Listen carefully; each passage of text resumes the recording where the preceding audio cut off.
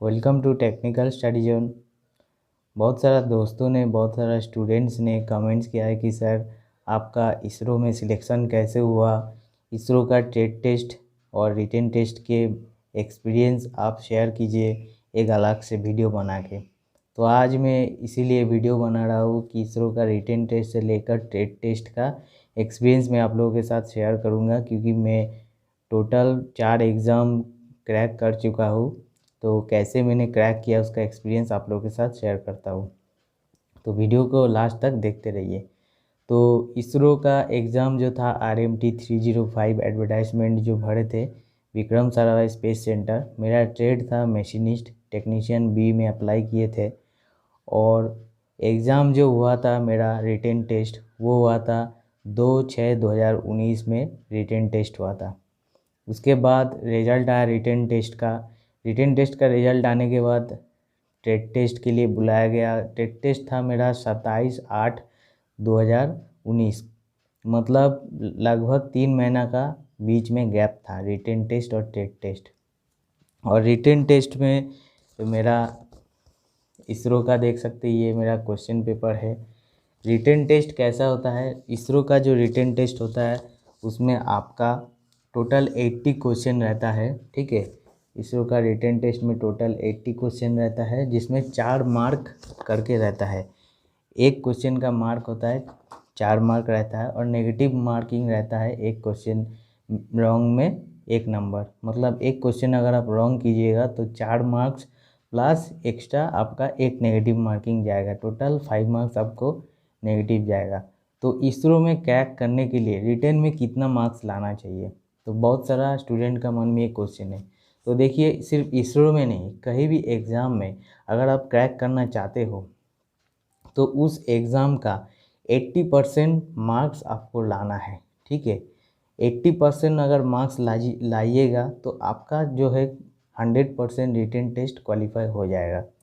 तो written test मेरा हो गया। उसके बाद टेट टेस्ट में कैसा एक्सपीरियंस रहा। टेट टेस्ट रिटन टेस्ट दोनों ही तिरुवनंतपुरम केरला में था। तो टेट टेस्ट में हम लोग को दिया गया था वर्टिकल मिलिंग मशीन में एक जॉब बनाने के लिए। और उसका जो टेट टेस्ट होता है इसरो का, तो पहले वो लोग बुलाता है, तो वेट करना पड़ता है एडमिनिस्ट्रेटिव बिल्डिंग में। तो वहाँ पे हम लोग वेट किए थे, बहुत सारा स्टूडेंट को बुलाया था। तो हम लोग एक वेट कर रहे थे, तो 5-5 स्टूडेंट करके लेके जा रहा था, मतलब 5 कैंडिडेट लेके जा रहा था। फिर टेट टेस्ट हो रहा था, वो लोग को वहाँ से छोड़ दे रहा था, फिर आके फिर 5 स्टूडेंट लेके जा रहा था। तो कहाँ लेके जा रहा था ये हम लोग को पता नहीं था, बाद में पता चला कि कहाँ लेके गया था। तो टेट टेस्ट में क्या हुआ, टेट टेस्ट 2 घंटा का होता है। तो पहले हम लोग वहाँ पे जाके एक बायोडाटा हम लोग को भर के लेके जाना था। तो बायोडाटा हम लोग भर के लेके गए थे, वहाँ पे जमा दिए। फिर डॉक्यूमेंट वेरिफिकेशन हुआ, वहाँ पे सब ओरिजिनल डॉक्यूमेंट्स चेक हुआ। उसके बाद हम लोग को गाड़ी से लेके गया दूसरा जगह पे, वहाँ पे हम लोग को ट्रेड टेस्ट था। तो वहाँ पे सब साइंटिस्ट इंजीनियर्स बैठा था। तो वहाँ पे हम लोग को क्वेश्चन पेपर दिया गया। उससे पहले हम लोग को थोड़ा सा इंट्रोडक्शन लिया गया, सेल्फ इंट्रोडक्शन, कहाँ से आए हैं, क्या करते हैं, ऐसे 5 स्टूडेंट को ऐसे 5-6 स्टूडेंट करके ऐसे करके ले रहा था। उसके बाद क्वेश्चन पेपर दिया हर एक को इंडिविजुअल। ठीक है, लेकिन क्वेश्चन जॉब सबका एक ही है। ठीक है, तो सबको क्वेश्चन पेपर दिया एक एक करके। तो क्वेश्चन पेपर देने के बाद एक राउंड शेप्ड जॉब दिया। तो राउंड शेप जॉब दे के उसमें डायमीटर लिखा था। ठीक है, कितना बाई कितना, मतलब डायमीटर बाई उसका जो थिकनेस है कितना था, तो उसमें लिखा था जॉब में। और ड्राइंग दे दिया था। ठीक है, ड्राइंग एक प्रोजेक्शन था, तो उसमें तीनों व्यूज़ था। तो ड्राइंग के बारे में मैं अलग वीडियो बनाऊंगा, उसमें आप लोगों को ड्राइंग में शेयर करूंगा। ड्राइंग में मेरे पास मतलब थोड़ा सा याद है, तो ड्राइंग कैसा आया था तो उसको एक हल्का सा फिगर बना के आप लोगों को शेयर करूंगा ड्राइंग कैसा था। तो ड्राइंग दिया, तो वहाँ पे सर लोग बोला कि लीजिए आप लोग कहीं भी मशीन में लग जाइए। तो वहाँ बहुत सारा मशीन था, तो चूज़ करना पड़ रहा था। तो एक एक करके लेके गया वहाँ। एक आदमी था तो लेके गया कि सबको किसको कौन सा मशीन चाहिए। और जॉब तो पहले वो लोग पूछा कि राउंड जॉब देके तो ये जॉब किस में बनेगा, लेद में बनेगा या मिलिंग में बनेगा। तो बहुत सारा स्टूडेंट ने ग्राउंड जॉब देख के कहा कि ये तो लेद मशीन का जॉब है, लेकिन नहीं, वो मिलिंग मशीन का जॉब था। तो भार्टिकल मिलिंग के पास सभी को लेके गया है और वहाँ पे टूल्स क्या क्या चाहिए था वो दे दिया था। टूल्स दिया था, मतलब कटर जो होता है, कटिंग टूल्स मिलिंग मशीन का, मिलिंग मशीन कटर्स वहाँ पे रखा था। और वर्नियर कैलिपर और साथ में आपका माइक्रोमीटर, डेप्थ गेज मतलब डेप्थ माइक्रोमीटर वहाँ पे था। क्योंकि ड्राइंग जो था, ठीक है, जॉब जो था उसको, उसका जो एक्यूरेसी था, एक्यूरेसी बहुत ही मतलब कोई कोई कुछ कुछ एक्यूरेसी था यूनिलैटरल, मतलब एक ही साइड में उसका आपका डायमेंशन दिया हुआ था। ठीक है, जैसे 50 माइनस 0.07 माइनस 0.03, तो ऐसे करके था कि 0.03 या 0.07।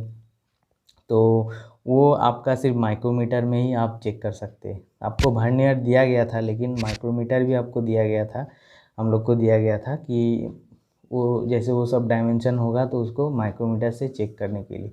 और डायमेंशन जो था बीच बीच में जो है वो लोग प्लस, कुछ कुछ डायमेंशन प्लस में था और कुछ कुछ डायमेंशन बीच में माइनस में दे दिया था। मतलब 50 माइनस 0.07 माइनस 0.03, मतलब उसको नेगेटिव में ही रखना है, उसको पॉजिटिव आपको नहीं कर। तो बहुत सारा स्टूडेंट ने क्या देखा, 50 0.07 0.03, वो लोग सोचा कि 50 प्लस 0.03 प्लस 0.07, तो वो कंफ्यूज करने के लिए माइनस दिया गया था। लेकिन बहुत माइनस जो है पूरा एकदम ध्यान से अगर आप क्वेश्चन फॉलो कीजिएगा, कोई हड़बड़ी में क्या किया कि उसको प्लस में कर दिया, ठीक है, जॉब को, लेकिन आपको जॉब को माइनस में करना था।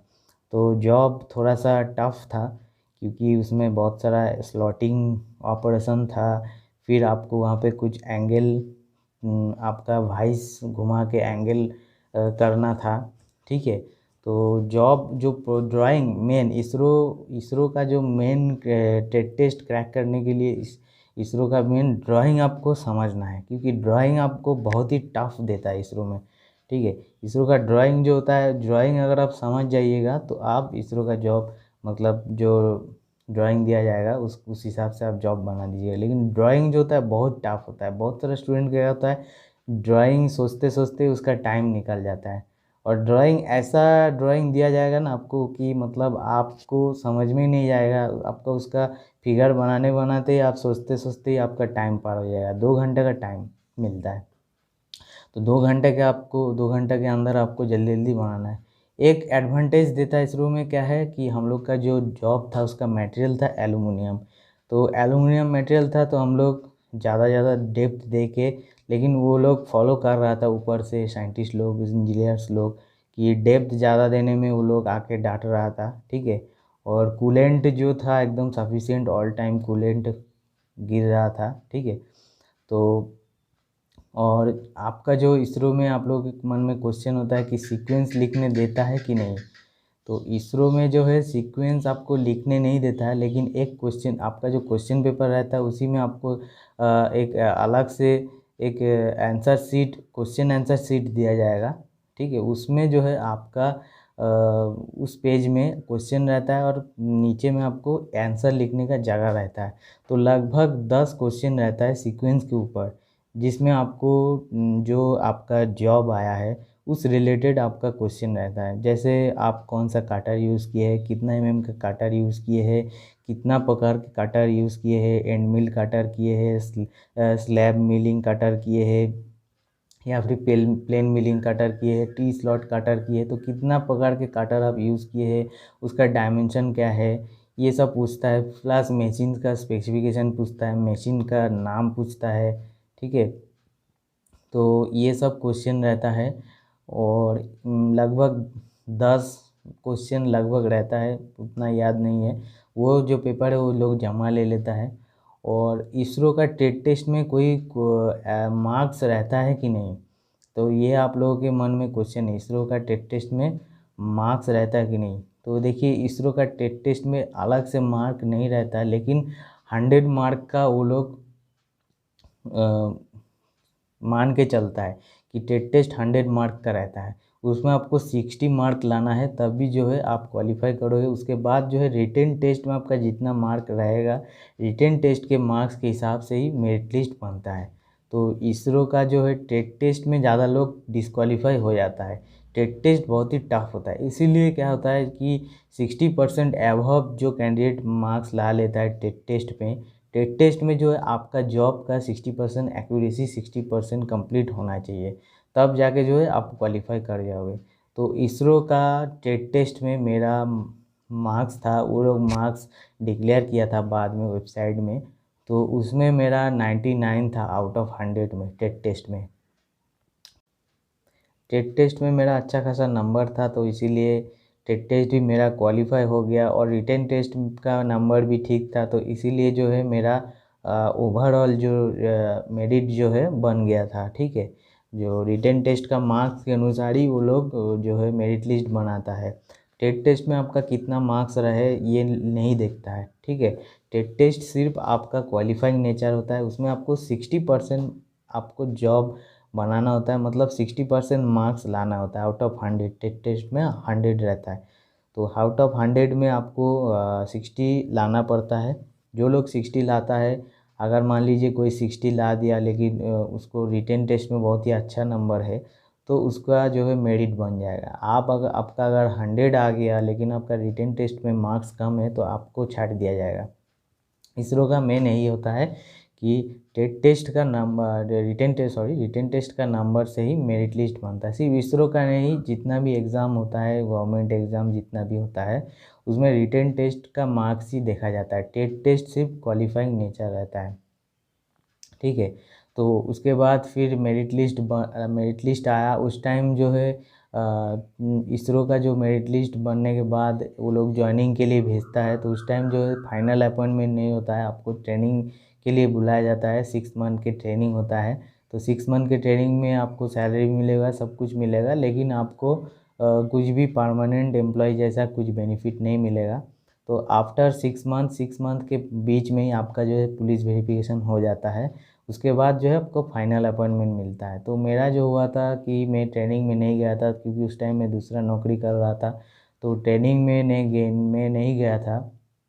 तो मैं सोचा था कि एक बार फाइनल अपॉइंटमेंट जब आएगा उसी टाइम जाऊंगा, लेकिन बीच में कोरोना आ गया, तो पुलिस वेरिफिकेशन डिले हो गया, तो इसलिए मेरा जो ज्वाइनिंग लेटर आने में भी बहुत डिले हो गया। ठीक है, लगभग मेरा 1 साल ऐसे ही लॉकडाउन में मेरा डिले हो गया।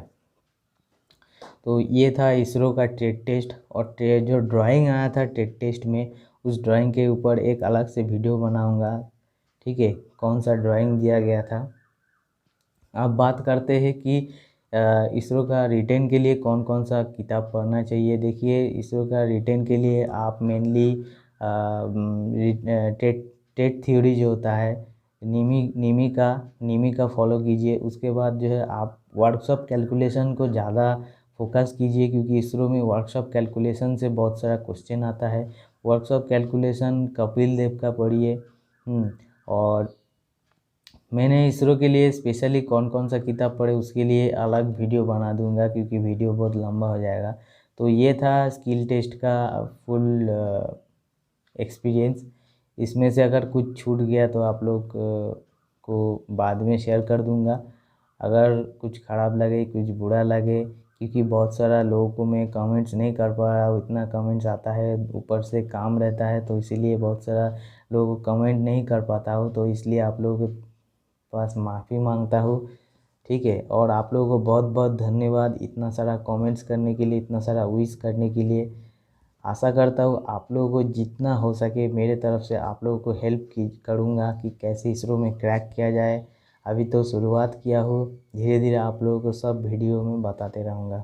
तो चलिए दोस्तों, आज के लिए इतना ही, मिलते हैं नेक्स्ट वीडियो पे।